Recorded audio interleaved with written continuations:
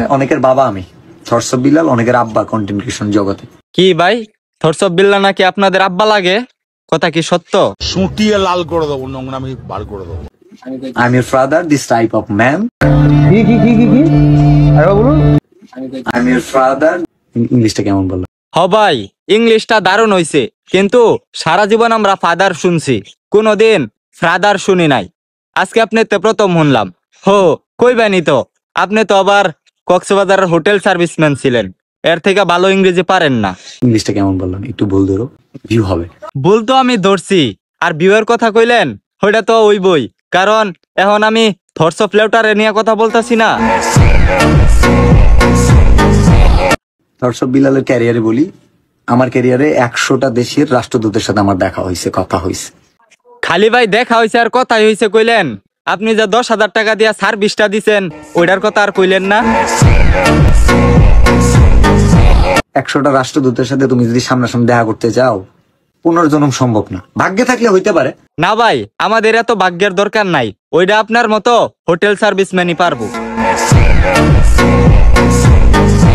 28টা দেশের নৌপ্রধানের চা বানায় খাওয়াইছে। 100টা রাষ্ট্রদূতের সাথে তুমি যদি সামনাসামনি দেখা করতে যাও, পুনর্জন্ম সম্ভব না। ঠিকই কইছেন, আমগর দ্বারা 15 জন্মেও সম্ভব না, ওইটা শুধু আপনার মতো হোটেল সার্ভিসম্যানই পারবো, কারণ আপনি যে সার্ভিসটা দেন ওইটা আবার আমরা পারতাম না। তুমি হয়তো জানোই না এক কাপ চার দাম 300 টাকা কিভাবে হয়। 300 টাকা দিয়ে এক কাপ চা, ওইটা ভাই আমরা পারুম না, কারণ এক লগে 300 টাকা কোনোদিন আমরা চোখেই দেখি নাই। একটা পানি 405 টাকা দিয়ে কিনেও খাইছি হাফ লিটার। আবার মনে করো না যে লাল পানি। লাল পানি মনে করুম কে, আমরা তো আপনার দেখলেই বুঝি আপনি কোন পানি খান আর কোন ক্ষেতের সবজি খান। একজন হোটেল বয় 12,000 টাকা বেতনে চাকরি থাকাকালীন তখন চিন্তা করছি যে 2031 সালে 1 কোটি টাকার মালিক হবো। যেমনি আপনি 10,000 টাকার সার্ভিস দিতাছেন, সেইভাবে 2031 সালে 1 কোটি টাকা না, আপনি চাইলে 100 কোটি টাকাও কামাইতে পারবেন। 2041 সালে 100 কোটি টাকার মালিক আমি, সিআইপি হব। চিন্তা করতে পারো তুমি? বলেন কি? লাইগো না ভাইয়া, তুমি কার সাথে লাগছো এটা বুঝতেছ? আমার হোক আমার আছে।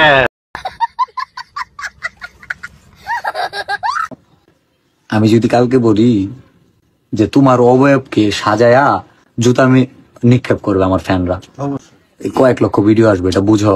আর যাই হোক, এটা কিন্তু আমি বুঝছি যে আপনি এই কথাটা উমর ভাইরেই কইছেন, কিন্তু এটা আসলে ভুল। এই কথাটা যদি উমর ভাই কইতো তাহলে কয়েক লক্ষ না, কয়েক কোটি ভিডিও তৈরি হয়ে যেত কালকেই। লজ্জা দিতে চাই না, তোমারও ফ্যান বেজ আছে, তারা আমাকে অপছন্দ করবে। এমন হচ্ছে গিয়ে তোমাকেও পছন্দ করে, আমাকেও করে। হ ভাই, আপনারে তারাই পছন্দ করে যারা আপনার মতোই সবজিখোর। আর আপনি যে কত বড় চুদলিং পং, এটা মানুষ 2 দিন আগে আর পরে বুঝবো। ওই দিন এমনিতেই আপনার ছবি দেওয়ালে দিয়া জুতা মেলা শুরু করব।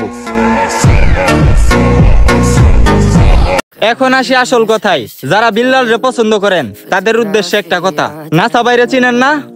নাসা ভাইও কিন্তু তার এলাকার খুব কাছের লোক, ওরাও কিন্তু ওর বিরুদ্ধে ভিডিও বানায়। জুয়েল ভাইও তার সাথে কিছুদিন আগে দেখা করছে, তার এলাকায় গেছে, ওই মানুষটাও তার বিরুদ্ধে গিয়ে কথা বলতেছে। ভাই, বিল্লাল কি জিনিস ওইটা ওরা জানে, বুঝছেন ভাই? আপনার ঘরে বোকা বানাইতেছে, এখনো কইতাছি আসল সত্যটা বুঝেন, আসল কি বিষয়টা এটা বুঝেন।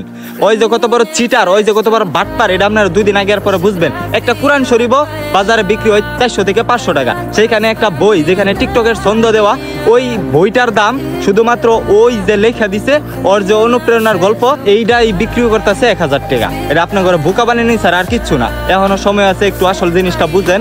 ওই কি জিনিস এটা আপনারা বুঝতে পারবেন একদিন না একদিন। ভালো থাকেন, সুস্থ থাকেন।